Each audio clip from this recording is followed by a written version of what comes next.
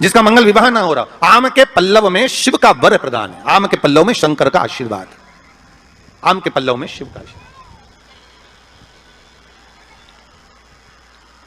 भगवान भूत भावन भूतेश्वर मेरे शिव, मेरे करुणा सागर मेरे शंकर, मेरे त्रिकालदर्शी, मेरे कैलाशी, मेरे भोलेनाथ स्वतः कह रहे हैं, हरिरति तुम रोती क्यों है, तुम्हारे रोने का कारण क्या है? प्रभु मेरे पति के साथ ये आम का पेड़ भी जलकर भस्म हुआ, आम का पेड़। भागवत जी किस किसने सुनी है? हाथ उठाओ जरा, जिन जिन ने भागवत जी सुनी है। आप लोगों ने सुनी है भागवत?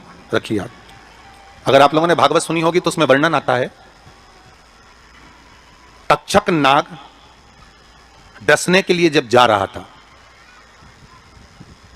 तब ब्राह्मण देवता जो जहर उतारना जानते थे, उनको लेकर राजा परीक्षित के पुत्रों ने अपने दूतों को भेजा था लाने के लिए कि एक ब्राह्मण ऐसे हैं कि वो तक्षक नाग का जहर उतार सकते हैं, वो तक्षक नाग के जहर को समाप्त कर सकते हैं, तो आप उनको लेकर आओ। और वो तक्षक नाग का जहर उतारने वाले उस ब्राह्मण को लेकर जा रहे थे, तो सर्प ने विचार करा, तक्षक नाग ने कि बताओ ये तो गजब का काम कर रहा, अगर ये ब्राह्मण पहुंच गया तो ये ब्राह्मण तो सर्प का जहर उतार देगा। तो सांप तक्षक नाग को ये चिंता लग गई कि मेरे को ही डसना है और मेरे जहर ये उतार देगा, और डसने भी एक ही बार है और मरना चाहिए परीक्षित, परीक्षित को श्राप लगा, अब करूं तो करूं क्या? तो सर्प ने विचार करा कि मैं एक रूप रख कर जाता हूं और इस ब्राह्मण की परीक्षा लेता हूं। सर्प रूप रख कर गया, भागवत आप लोगों ने श्रवण करी होगी। तो जब तक्षक रूप रख कर गया और उस ब्राह्मण के पास में जाकर पूछा कि ब्राह्मण देवता ये बताओ कि आप कहां जा रहे हो? तो ब्राह्मण बोला आपको नहीं मालूम, राजा परीक्षित को सांप डसने वाला है तक्षक नाग, और मैं जहर उतारना जानता हूं। अच्छा आप जहर उतार दोगे? हाँ। तो किस लिए जा रहे हो? जहर उतारने के लिए। तो जहर उतारने क्यों जा रहे हो? तो कहा राजा है राजा, जब राजा का जहर उतारेंगे तो मुद्रा भी कितनी मिलेगी, आपको मालूम नहीं है क्या? अच्छा ब्राह्मण देवता इसलिए जा रहे हो? हाँ। पर उसको तो किसी संत ने श्राप दिया। अरे तो श्राप संत ने दिया है, हम ब्राह्मण हैं, हमारा कर्म है किसी को बचाना, तो हम तो बचाएंगे। अच्छा आप में इतनी सामर्थ्यता है कि आप तक्षक नाग का जहर उतार दो?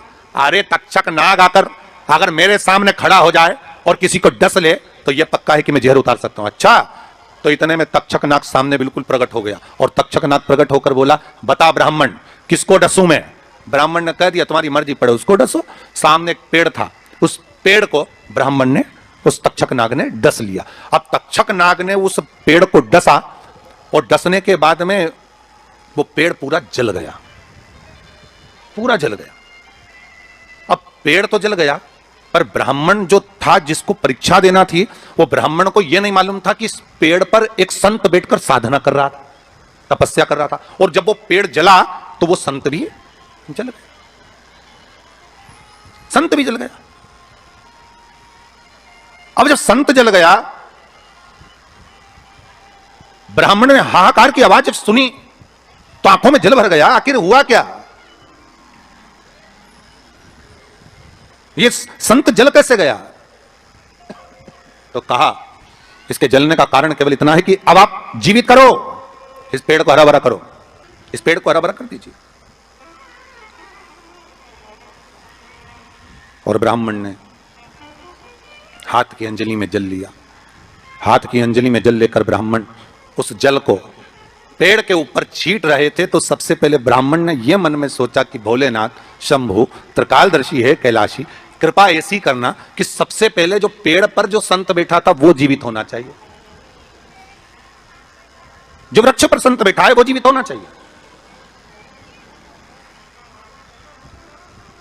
हाथ का जल ब्राह्मण ने जैसे छोड़ा, छोड़ते से ही पेड़ भी हरा भरा हो गया और उसके ऊपर जो संत बैठे थे वो भी जीवित हो गए। जीवित हो गए तो तक्षक नाग को यह लगा कि इसने एक जले हुए पेड़ को जीवित कर दिया, वापिस हरा भरा कर दिया, और इसने ऊपर बैठे हुए संत को वापिस जीवित कर दिया, तो यह पक्का है कि मतलब ये तक्षक नाग का जहर, मतलब मेरा जहर राजा परीक्षित को उतार सकता है। तो तक्षक नाग ने अपनी बात को पलटा और पलट कर कहा महाराज जी हाथ जोड़कर निवेदन करता हूं, जितना राजा परीक्षित के पुत्र आपको धन देंगे उससे 1000 गुना धन मैं आपको देता हूं।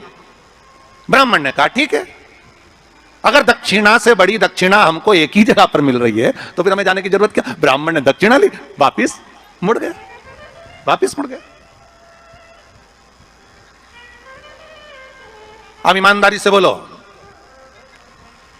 वो ब्राह्मण नरक गया होगा कि स्वर्ग गया होगा? जरा जम के बोलना, सुनाई देना चाहिए हमको। कहां गया होगा? नरक। काय में लिखा है? देवी भागवत में। उसका कारण क्या था? शिव महापुराण की कथा कहती है जैसे एक नाव चलाने वाला व्यक्ति नाव लेकर जा रहा है और उसमें बहुत सारे यात्री बैठे हैं, बहुत सारे यात्री, और नाव डोलने लगी, आंधी चलने लगी, तूफान चलने लगा, हवा आने लगी, लहरें उठने लगी और नाव डूबने लगी। तो जो नाव में बैठा हुआ, नाव चला रहा था, वो कूद गया और कूद कर बाहर निकल गया, और निकलकर सारे के सारे जितने नाव में बैठे थे वो सब जलने लगे। जितने नाव के अंदर बैठे थे वो सारे के सारे जलने लगे।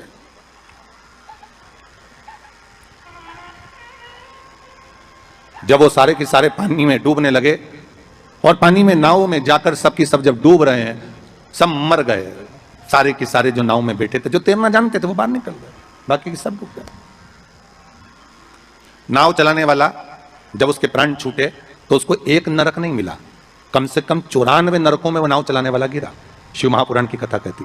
तो उस नाव चलाने वाले ने भगवान से पूछा कि मुझे इतने सारे नरक क्यों दे रहे हो? मैंने तो लोगों को गंगा से पार उतारा, मैंने तो रोज गंगा का जल पिया, मैंने तो रोज गंगा का स्मरण किया, मैं तो रोज भगवान का दर्शन करता था, मैं रोज गंगा से पार उतरता था, दुनिया के लोगों को मैं पार उतारने का काम करता था। तो भगवान ने कहा गलती केवल तुमने एक कर दी, तुमने अपने प्राण बचाए। अगर तुम 2 लोगों के भी प्राण बचाते बचाते मर जाते तो तुमको वैकुंठ मिल जाता, पर खुद के प्राण बचाए और दूसरों को मरने दिया, इसलिए तुमको नरक मिला, इसलिए तुम्हें नरक प्राप्त हुआ। शिव महापुराण की कथा कहती है जिस पर दुनिया को विश्वास होता है, दुनिया को जिस पर विश्वास है, जिसे आज कोरोना महामारी के चलते हुए, इस कोरोना महामारी को देखते हुए, जिस इस वायरस को देखते हुए दुनिया का विश्वास डॉक्टर पर टिका हुआ है। औषधि देने वाले, दवाई देने वाले उन डॉक्टरों पर दुनिया का विश्वास टिका हुआ है। तो डॉक्टर का क्या फर्ज है? जैसे नाव चलाने वाले का फर्ज है कि बचाते बचाते भगवान करे भले तुम्हारे प्राण छूट जाते तो तुम्हें स्वर्ग मिल जाता। युद्ध के मैदान में सैनिक युद्ध करते करते मर जाता तो उसको वीरगति प्राप्त हो जाती, पर खुद के प्राण बचाने के चक्कर में आप दुनिया को धकेल दो, ये श्रेष्ठता नहीं।